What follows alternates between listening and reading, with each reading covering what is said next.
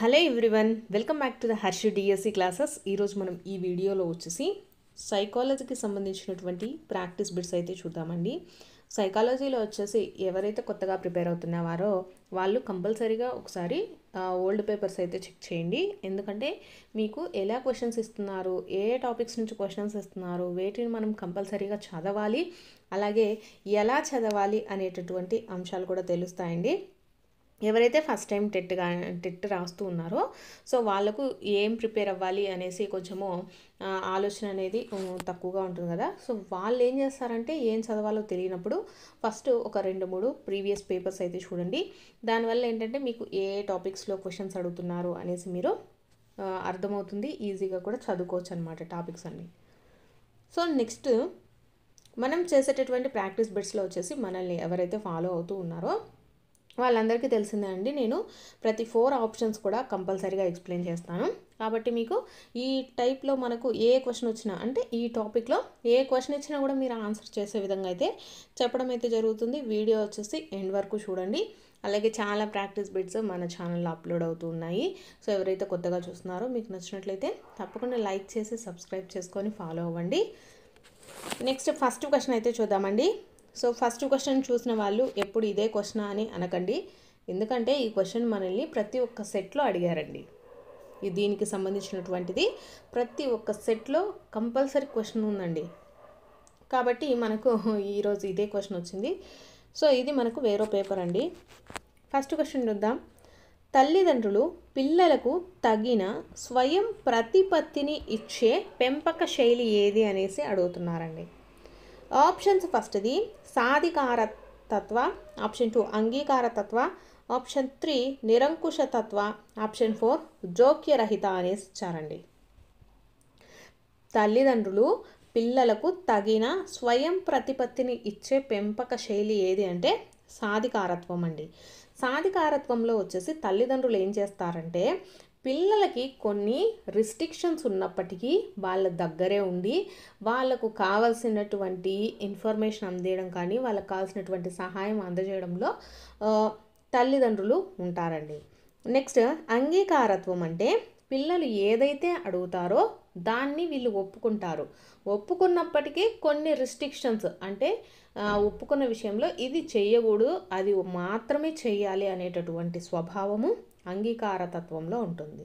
Next నిరంకుశతత్వం అంటే ఏంటంటే నేను చెప్పింది మాత్రమే చెయ్యాలి అనేటటువంటి విధానం ఉంటే దాన్ని నిరంకుశతత్వము అంటారండి. అంటే నేను చెప్పింది మాత్రమే చేయాలి అనేటటువంటి విధి అయితే మనకు నిరంకుశతత్వంలో కనిపిస్తుంది. నెక్స్ట్ జోక్యరహిత అంటే దీంట్లో ఎటువంటి ఇన్వాల్వ్మెంట్ ఉండదండి. తల్లిదండ్రులకు పిల్లలకు కానీ ఎటువంటి ఇన్వాల్వ్మెంట్ ఉండదు, ఎవరి పని వారిదే అన్నట్టు ఉంటుంది. సో దాన్ని మనము జోక్యరహిత అనేసి చెప్తాము. సో ఇక్కడ పిల్లలకు తగిన స్వయం ప్రతిపత్తిని ఇచ్చి పెంచేటటువంటి పెంపక శైలి సాధికారత్వం అండి, ఆప్షన్ 1. నెక్స్ట్ సెకండ్ బిట్ వచ్చేసి అభ్యాసనము జరిగే కాలం అడిగారండి.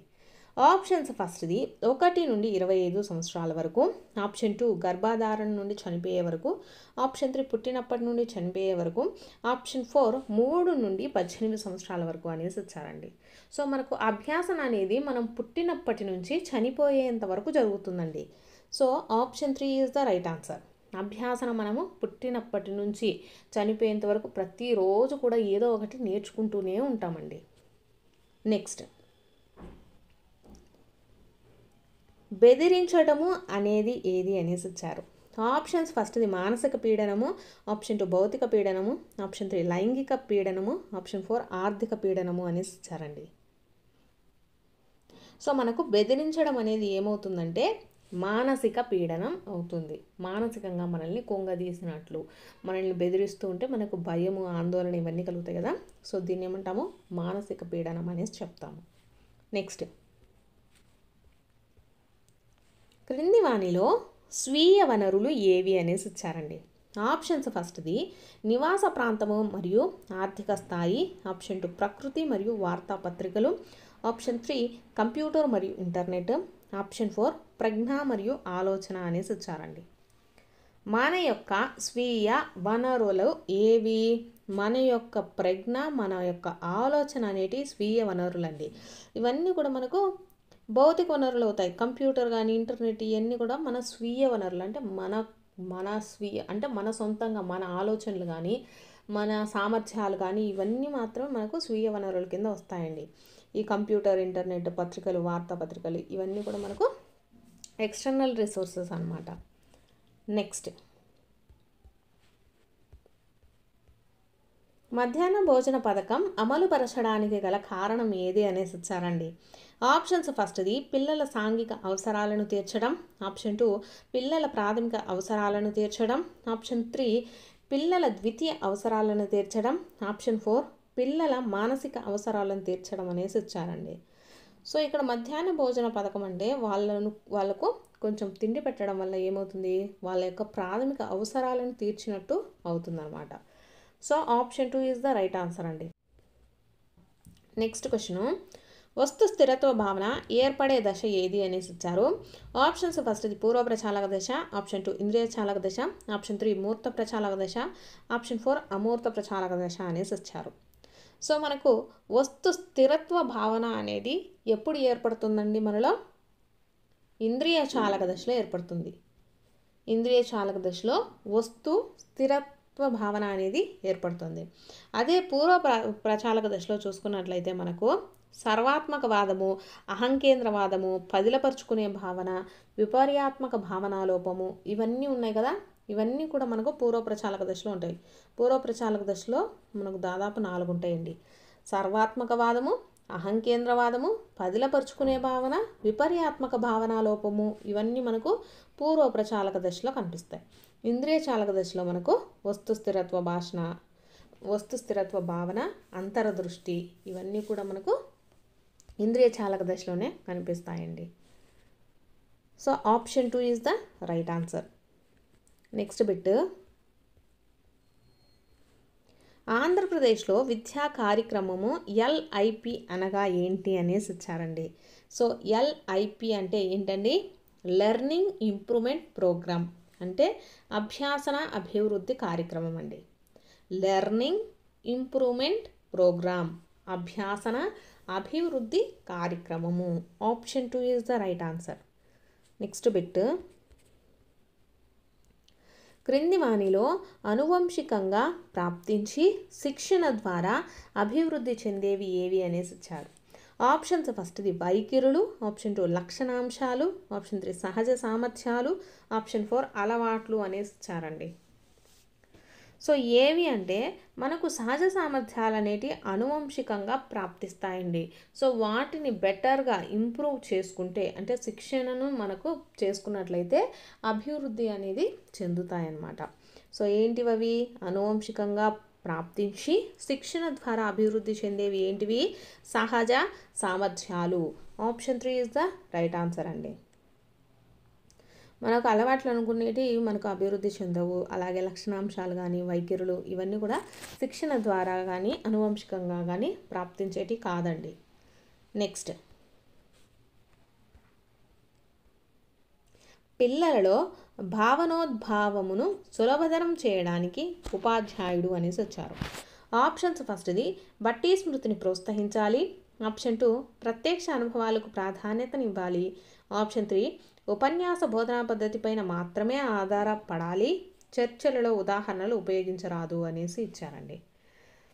సో పిల్లలలో భావనోద్భావనను సులభతరం చేయడానికి, అంటే ఏదైనా చెప్పినప్పుడు అతనిలో భావనలు కలగాలి, అంటే అతను తెలుసుకునే విధంగా మనము చెప్పగలగాలన్నమాట. సో అప్పుడు ఏం చేయాలి? బట్టి స్మృతిని ప్రోత్సహించాలి అనేసి ఇచ్చారు. ఇది కాదండి. నెక్స్ట్, మనకు ప్రత్యక్ష అనుభవాలకు ప్రాధాన్యతనివ్వాలి. ఎస్, ఇది కరెక్ట్ అండి. అంటే మనకు ఆల్రెడీ జరిగినటువంటి కానీ ప్రజెంట్ మనకు సిచ్యువేషన్లో జరుగుతూ ఉండేటటువంటి వాటిని గురించి చెప్పడం వల్ల కూడా పిల్లలకు బాగా అర్థమవుతుంది అనమాట. ఉపన్యాస బోధన పద్ధతిపై ఆధారపడాలి అనేది కాదండి. చర్చలలో ఉదాహరణలు ఉపయోగించరాదు అనేసి ఇచ్చారు. ఉపయోగించాలండి. సో కరెక్ట్ ఆన్సర్ ఏమవుతుంది? ఆప్షన్ 2. నెక్స్ట్, ఈఎల్ థారండైక్ ప్రతిపాదించిన ప్రజ్ఞా సిద్ధాంతం ఏది అనేసి ఇచ్చారండి. సో మనకు థారండైక్ ప్రతిపాదించినటువంటి సిద్ధాంతం ఏదండి? కరెక్ట్ ఆన్సర్ వచ్చేసి బహుకారక సిద్ధాంతం. థారండైక్ ప్రతిపాదించింది ఏది అంటే మనకు ప్రజ్ఞా బహుకారక సిద్ధాంతాన్ని ప్రతిపాదించింది ఈఎల్ థారండైక్. నెక్స్ట్ ఇక్కడ సామూహిక కారక సిద్ధాంతాన్ని ప్రతిపాదించింది ఎవరండి? థరన్స్టన్. మనకు ఎక్కువగా ఇవే టాపిక్స్ కంపల్సరీ రిపీట్ అవుతూనే ఉంటాయండి. ఏకకారక సిద్ధాంతాన్ని ప్రతిపాదించింది ఎవరండి? బినే, టెర్మన్, అలాగే స్టర్న్ ఏకకారక సిద్ధాంతాన్ని ప్రతిపాదించారు. నెక్స్ట్ ద్వికారక సిద్ధాంతం అనేసి ఇచ్చారు. ద్వికారక సిద్ధాంతాన్ని ప్రతిపాదించింది ఎవరంటే స్పియర్మెన్ అండి, కార్ల్ స్పియర్మెన్. సో చూసారు కదా, దీంట్లో మనకు 4 ఆప్షన్స్ అంటే 4 బిట్స్ అనేటివి కవర్ అయ్యాయండి. మనకు బహుకారక సిద్ధాంతాన్ని ప్రతిపాదించింది ఎవరు అంటే ఈఎల్ థారండైక్. సామూహిక కారక సిద్ధాంతాన్ని ప్రతిపాదించింది ఎవరు? థరన్స్టన్. ఏకకారక సిద్ధాంతాన్ని ప్రతిపాదించింది బినే, టెర్మన్, స్టర్న్ అండి. ద్వికారక సిద్ధాంతాన్ని ప్రతిపాదించింది ఎవరంటే కార్ల్ స్పియర్మెన్. నెక్స్ట్, రాష్ట్రంలో మొదటి ర్యాంకు వచ్చిన విద్యార్థిని తన అనుభవాలను, ఆలోచనలను చెప్పమనటం ఏమవుతుంది అనేసి వచ్చారండి. ఆప్షన్స్ ఫస్ట్ది అంతః పరిశీలన పద్ధతి, ఆప్షన్ 2 సర్వే పద్ధతి, ఆప్షన్ 3 వ్యక్తి చరిత్ర అధ్యయన పద్ధతి, ఆప్షన్ 4 ప్రయోగ పద్ధతి అనేసి ఇచ్చారు.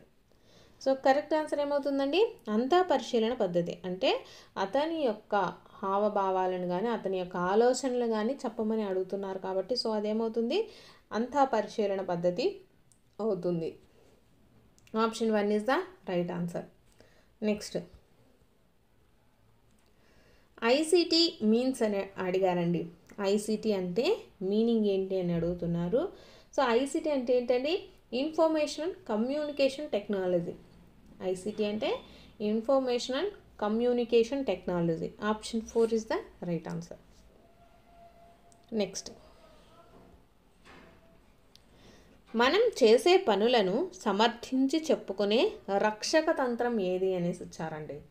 ఆప్షన్స్ ఫస్ట్ది ప్రక్షేపణము, ఆప్షన్ 2 హేతుకీకరణము, ఆప్షన్ 4 తదాత్మీకరణము, ఆప్షన్ 4 విస్థాపనము అనేసి వచ్చారు. సో మనకు కరెక్ట్ ఆన్సర్ ఏమవుతుందండి? హేతుకీకరణం. Option 2 is the right answer. మనం చేసే పనులను సమర్థించి చెప్పుకోవటము అంటే ఏంటంటే మనము ఫర్ ఎగ్జాంపుల్ అందని ద్రాక్ష పుల్లన ఉంది కదా, అంటే అక్కడ నక్క ఏంటంటే ఆ ద్రాక్ష అందలేదు కాబట్టి అవి పుల్లగా ఉంటాయిలే అని వాళ్ళని వాళ్ళు సమర్థించుకోవటాన్ని మనము హేతుకీకరణంగా చెప్తామండి. నెక్స్ట్ ప్రక్షేపణం అనేసి ఇచ్చారు కదా. ప్రక్షేపణం అంటే ఏంటంటే ప్రక్షేపణ అంటే అపజయాలకు అంటే మన యొక్క అపజయాలకు ఇతరులను బాధ్యులు చేస్తే వాటిని ప్రక్షేపణం అంటారండి. అంటే మనకు డిఎస్సిలో ఇప్పుడు ర్యాంక్ రాలేదు అంటే నాకు చెప్పినటువంటి కోచింగ్ సెంటర్ వాళ్ళు సరిగ్గా చెప్పలేదు అనేసి చెప్పటాన్ని ప్రక్షేపణంగా చెప్పచ్చు. నెక్స్ట్ తదాత్మీకరణం అంటే తాను సాధించలేనటువంటి ఆశయాలు ఉంటాయి కదా, అవి వేరే వాళ్ళు అంటే వాళ్ళ కొడుకు కానీ కూతురు కానీ సాధించినప్పుడు తనే సాధించినట్టుగా సంతృప్తి పడటాన్ని తదాత్మీకరణం అంటారండి. నెక్స్ట్ విస్థాపనం అనేసి వచ్చారు. విస్థాపనం అంటే ఒకరి మీద కోపాన్ని ఇంకొకరి మీద చూపిస్తే దాన్ని విస్థాపనం అనేసి చెప్తాము. సో ప్రక్షేపణం అంటే చెప్పాను కదండి, మనలోని అంటే మన యొక్క అపజయాలకు ఇతరులను బాధ్యులుగా చేస్తే ప్రక్షేపణం అంటాము. మనకు హేతుకీకరణం అంటే మనం చేసే పనులన్నీ ఏం చేసిందే కరెక్ట్లే అని సమర్థించుకుంటూ చెప్తూ ఉంటారు కదా కొంతమంది, సో దాన్ని హేతుకీకరణం అంటాం. తదాత్మీకరణం అంటే ఏంటి? తాను సాధించలేనటువంటి విజయాలను వేరే వాళ్ళు సాధించినప్పటికీ తానే సాధించినట్టుగా సంతృప్తి పడితే దాన్ని తదాత్మీకరణం అంటాము. విస్థాపనం అంటే ఒకరి మీద కోపాన్ని మరొకరి మీద చూపించే దాన్ని విస్థాపనం అంటాం. నెక్స్ట్, కృత్యాల ద్వారా అనుభవాత్మక అభ్యాసనం జరిగేది అనేసి ఇచ్చారు. ఆప్షన్స్ ఫస్ట్ విషయ కేంద్రీకృత నమూనాలో, ఆప్షన్ 2 ఉపాధ్యాయ కేంద్రీకృత నమూనాలో, ఆప్షన్ 3 అభ్యాస కేంద్రీకృత నమూనాలో, ఆప్షన్ 4 తరగతి కేంద్రీకృత నమూనాలలో అనేసి ఇచ్చారండి. మనకు కృత్యాల ద్వారా అనుభవాత్మక అభ్యాసనం అంటే మనము ఎక్స్పెరిమెంట్ యాక్టివిటీస్ చేస్తూ ఉండడం వల్ల అభ్యాసనం ఎప్పుడు జరుగుతుంది? అభ్యాసన కేంద్రీకృత నమూనాలో జరుగుతుందండి. అంటే లెర్నింగ్ సెంటర్డ్ పారాడగ్రామ్ అంటే మనమే దాన్ని చేస్తూ ఉన్నప్పుడు ఎక్కువగా మనం నేర్చుకోవడానికి ఈజీగా ఉంటుందండి, ఎక్కువ విషయాలు నేర్చుకోవడానికి. So option 3 is the right answer. Next అది ప్రతిస్పందించడము మరియు విలువ కట్టుట అనేవి ఈ రంగానికి చెందినవి అనేసి ఇచ్చారు. ఆప్షన్స్ ఫస్ట్ది మానసిక చలనాత్మక రంగము, ఆప్షన్ 2 జ్ఞానాత్మక రంగం, ఆప్షన్ 3 విద్యారంగము, ఆప్షన్ 4 భావావేశ రంగము అనేసి ఇచ్చారండి. సో మనకు ప్రతిస్పందించడము విలువ కట్టడము ఇవి దేంట్లో ఉంటాయండి? భావావేశ రంగంలో ఉంటాయన్నమాట. Option 4 is the right answer. భావావేశ రంగంలో మనకు మొత్తము 5 అయితే ఉంటాయండి. అవి ఏంటివంటే గ్రహించటము, ప్రతిస్పందించడము, విలువ కట్టడము, వ్యవస్థాపన, శీలస్థాపన అనేటటువంటి లక్ష్యాలు వచ్చేసి మనకు భావావేశ రంగంలో ఉంటాయండి. జ్ఞానాత్మక రంగంలో చూసుకున్నట్లయితే దీంట్లో మనకు 6 అయితే ఉంటాయండి. అవేంటంటే జ్ఞానము, అవగాహన, వినియోగము, విశ్లేషణ, సంశ్లేషణ ఇవి జ్ఞానాత్మక రంగంలో ఉంటాయి. మానసిక చలనాత్మక రంగంలో కూడా మళ్ళీ 5 ఉంటాయండి. అవేంటంటే అనుకరణ, హస్తలాఘవము, సునిశ్చితత్వము, సమన్వయము, సహజీకరణము ఇవన్నీ కూడా మనకు మానసిక చలనాత్మక రంగంలో ఉంటాయండి. సో ఇక్కడ మనకు ప్రతిస్పందించుట, విలువ కట్టుట అనేటి దేంట్లో ఉంటాయి? భావావేశ రంగంలో ఉంటాయి. నెక్స్ట్ తాడును చూసి పాము అని భయపడటం అనేసి ఇచ్చారు. ఆప్షన్స్ ఫస్ట్ది భ్రమ, ఆప్షన్ 2 డెజావు, ఆప్షన్ 3 విభ్రమ, ఆప్షన్ 4 అసాధ్యాన్ని ఊహించడం అనేసి ఇచ్చారు. సో తాడును చూసి పాము అని భయపడ్డాన్ని ఏమంటారండి? భ్రమపడటం అంటారు. Option 1 is the right answer. Next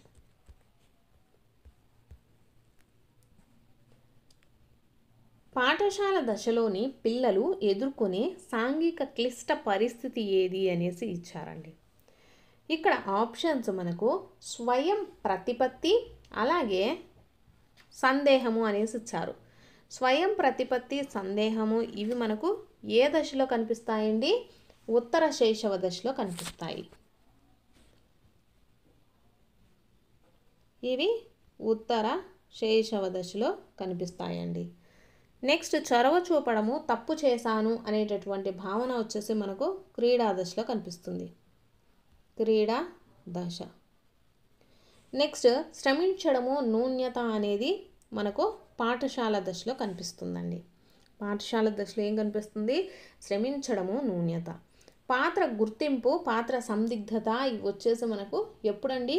కౌమార దశలో. కౌమార దశలో మనకు ఉంటాయండి.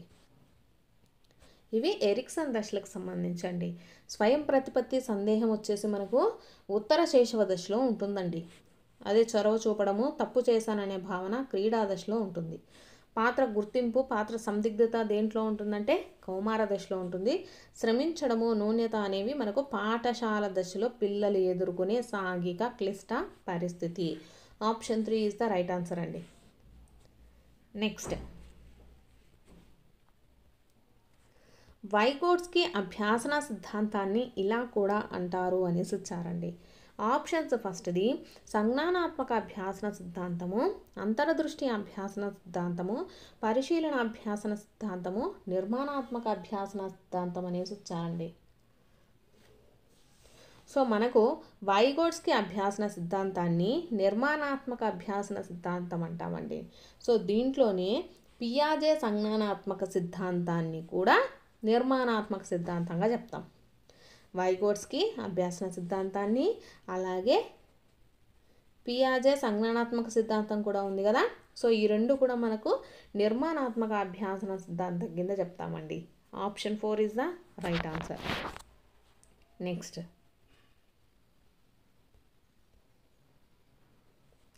బోధనా లక్ష్యాలను రూపొందించడం ఈ దశలో జరుగుతుంది అనేసి ఇచ్చారు. ఆప్షన్స్ ఫస్ట్ది ఉత్తర చర్యాత్మక దశ, ఆప్షన్ 2 పరస్పర చర్యాత్మక దశ, ఆప్షన్ 3 పూర్వ చర్యాత్మక దశ, ఆప్షన్ 4 అభ్యాసక చర్యాత్మక దశ అనేసి ఇచ్చారండి. సో మనకు బోధన లక్ష్యాలు అనేటివి ఎప్పుడు తయారు చేసుకోవాలి, మనము పూర్వ చర్యాత్మక దశలోనే చేసుకోవాలి. అంటే ప్రీ యాక్టివ్ ఫేజ్, మనకు బోధన విషయం అనేది జరగక ముందే, అంటే మనం క్లాస్లోకి వెళ్ళక ముందే బోధనా లక్ష్యాలను రూపొందించుకోవాలండి. సో ఉత్తర చర్యాత్మక దశ అంటే పోస్ట్ యాక్టివ్, బోధన అంతా అయిపోయిన తర్వాత లక్ష్యాలను ఏర్పాటు చేసుకొని ఏం చేస్తాము, ఏమి చేయలేము అనమాట. సో అది కాదు.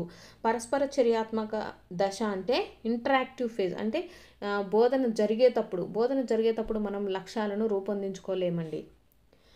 అభ్యాసక చర్యాత్మక దశ లెర్నర్ యాక్టివ్ ఫేజ్, దీంట్లో కూడా మనకు మనం లక్ష్యాలను నిర్ణయించుకోలేము. బోధన లక్ష్యాలను మనం ఎప్పుడు రూపొందించుకోవాలి అంటే పూర్వ చర్యాత్మక దశలో, బోధనకి ముందుగానే మనము చేసుకొని ఉండాలి.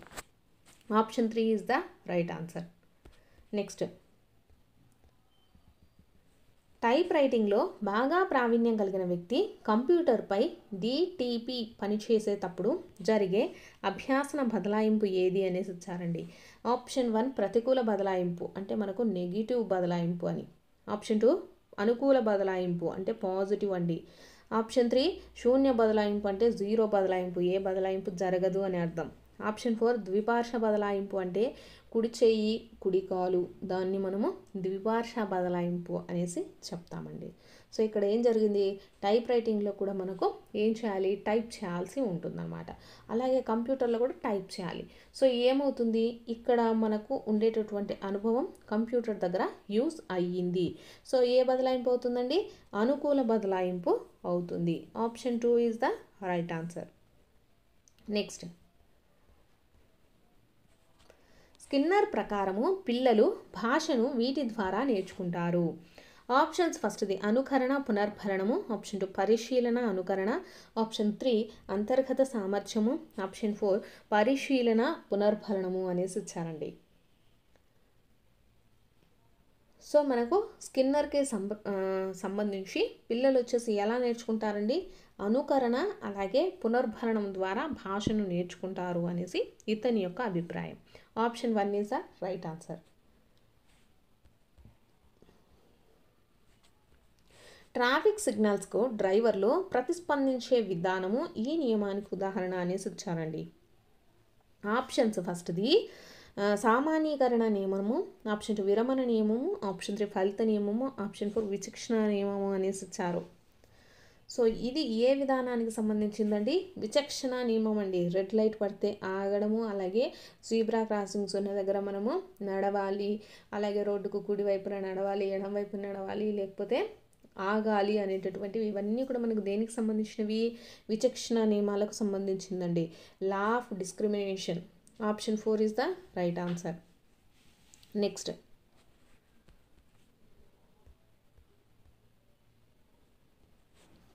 ఓపెన్ ఎడ్యుకేషనల్ రిసోర్స్ యొక్క ప్రాథమిక లక్ష్యం ఏది అనేసి ఇచ్చారండి.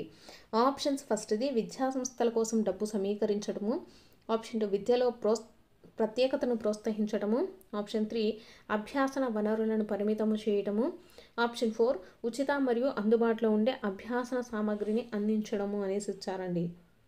మనకు ఓపెన్ ఎడ్యుకేషనల్ రిసోర్సెస్ అంటే వాటి యొక్క ప్రాథమిక లక్ష్యం ఏంటంటే ఉచిత మరియు అందుబాటులో ఉండేటటువంటి అభ్యాసన సామాగ్రిని అందించడం అండి. Option 4 is the right answer. Next bit, కోఫెన్ అనే శాస్త్రవేత్త ప్రకారము చూడటం ద్వారా జరిగే అభ్యాసన శాతం ఎంత అనేసి అడుగుతున్నారండి. ఆప్షన్స్ ఫస్ట్ది 50%, 83, 90, 64 అనేసి ఇచ్చారు. సో ఎక్కువగా కూడా మనకు దేని ద్వారా అంటే చూడటము వినటము ద్వారానే ఎక్కువ అభ్యాసం జరుగుతుందండి.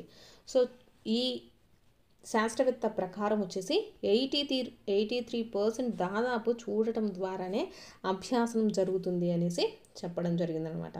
కోహెన్ అనే శాస్త్రవేత్త 83% ఇక్కడ చూడటం ద్వారా మాత్రమే అభ్యాసం జరుగుతుంది అనేసి చెప్పారు. నెక్స్ట్, క్రింది వాటిలో ప్రక్షేపక పరీక్ష ఏది అనేసి ఇచ్చారండి. ఆప్షన్స్ ఫస్ట్ మూర్తిమత్వ శోధికలు, Raven's standard progressive matrices, option 3 వ్యక్తి చరిత్ర అధ్యయనము, ఆప్షన్ 4 ఇతివృత్త గ్రాహ్యక పరీక్ష అనేసి ఇచ్చారండి.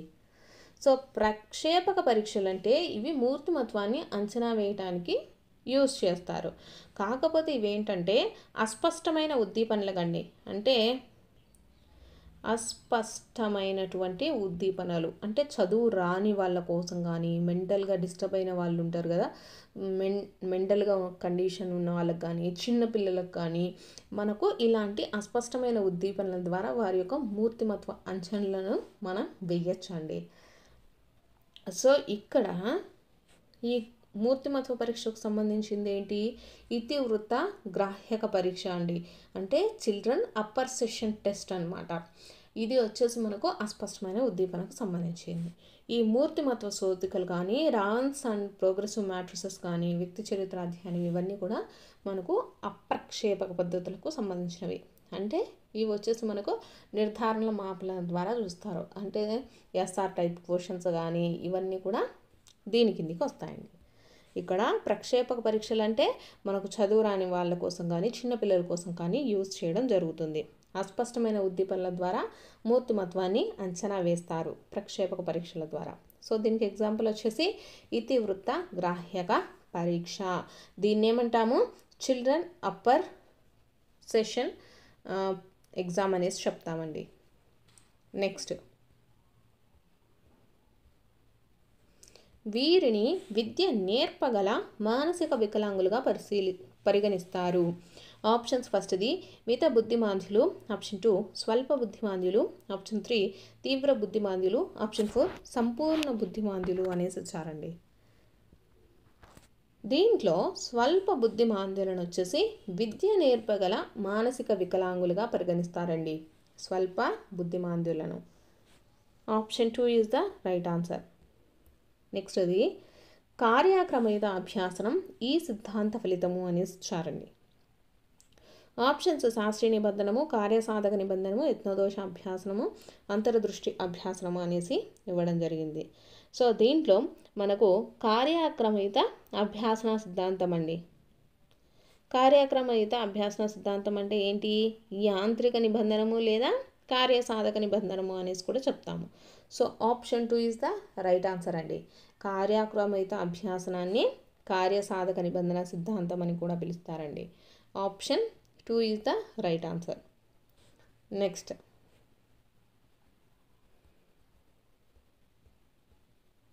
విద్యార్థుల పనితీరును మెరుగుపరచడానికి చేసే మదింపు ఏది అనేసి ఇచ్చారు. ఆప్షన్స్ ఫస్ట్ది అభ్యాసనం యొక్క మదింపు, అభ్యాసనం చేత మదింపు, అభ్యాసనం కొరకు మదింపు, అభ్యాసనం జరిగేటప్పుడు మదింపు అనేసి ఇచ్చారండి. సో మనకు దేనికండి, విద్యార్థుల పనితీరును మెరుగుపరచడానికి చేసే మదింపు ఏది, అభ్యాసనం కొరకు చేసేటటువంటి మదింపునండి. అభ్యాసనం కొరకు చేసేటటువంటి మదింపు విద్యార్థుల పనితీరును మెరుగుపరుస్తుంది అనమాట. Option 3 is the right answer. నెక్స్ట్ది, మొదట పిల్లవాడు వస్తువును పట్టుకోవడానికి మొత్తం చేతిని ఉపయోగించి తర్వాత చేతి వేళ్లతో పట్టుకోగలడంలోని వికాస సూత్రం ఏది అనేసి ఇచ్చారండి. ఆప్షన్స్ ఫస్ట్ వికాసంలో వైయక్తిక భేదాలు ఉంటాయి, ఆప్షన్ 2 వికాసం ఖచ్చితమైన నమూనాను అనుసరిస్తుంది, ఆప్షన్ 3 వికాసం సాధారణ దిశ నుండి నిర్దిష్ట దశగా సాగుతుంది, ఆప్షన్ 4 వికాసం అవిచ్ఛిన్నంగా సాగుతుంది అనేసి ఇచ్చారండి. సో ఇదేంటి, పిల్లవాడు ఫస్ట్ మొత్తము చేతితో పట్టుకోకుండా ఫస్ట్ చేతి వేలను ఉపయోగించి తర్వాత చేతి మొత్తంగా పట్టుకున్నాడంటే దాని అర్థం ఏంటండి, వికాసం సాధారణ దిశ నుంచి నిర్దిష్టమైన దిశకు సాగుతుంది. Option 3 is the right answer అండి. నెక్స్ట్, స్మృతి పైన ప్రయోగాలు చేసిన శాస్త్రవేత్త ఎవరు అనేసి ఇచ్చారు. Options first Sigmund Freud, E L Thorndike, W B Watson, Ebbinghaus అనేసి ఇచ్చారండి. స్మృతి పైన మనకు ప్రయోగాలు చేసింది ఎవరండి, Ebbinghaus. Option 4 is the right answer అండి. సో ఇవి వచ్చేసి మనకు సైకాలజీకి సంబంధించినటువంటి ప్రాక్టీస్ బిట్స్ అండి. మీకు కనుక వీడియో నచ్చినట్లయితే తప్పకుండా లైక్ చేసి సబ్స్క్రైబ్ కూడా చేసుకోండి.